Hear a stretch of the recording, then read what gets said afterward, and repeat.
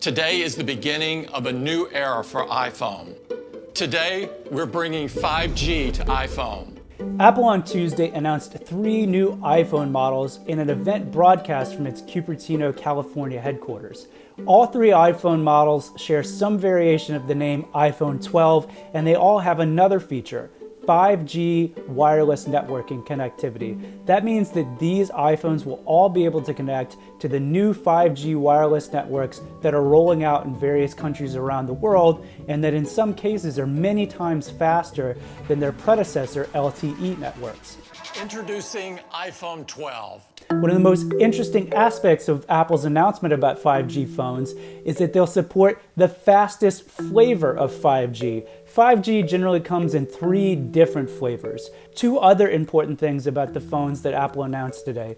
One, Apple is returning to a smaller version of its flagship phone. One of these devices, the iPhone 12 mini, will be as small as some of the smallest devices that Apple has released in recent years, but cram in all the new features, including the new chips and cameras of the flagship devices. For the past few years, people who wanted a smaller iPhone had to make do with basically an older model.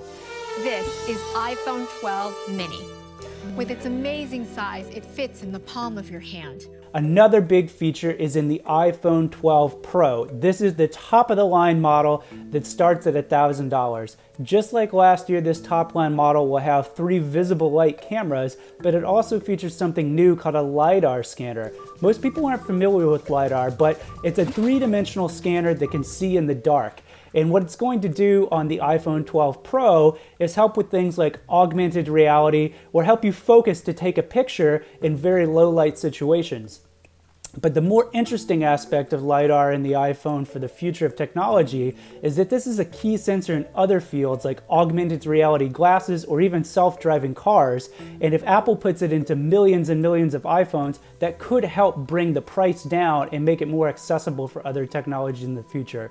Last but not least, these iPhones have a physical design that harkens back to earlier versions of the iPhone. They get flat sides and then a screen that's flush with the flat sides and bezeled, much like the iPhone 5 of the earlier eras, rather than the rounded sides of many previous iPhones in the last few years. So they will look and feel different when you see people out there on the street. That's a big deal in countries like China and other places where consumers want to show everybody that they've got the newest phone. Having it physically look different can be a big differentiator and actually help boost sales quite a bit.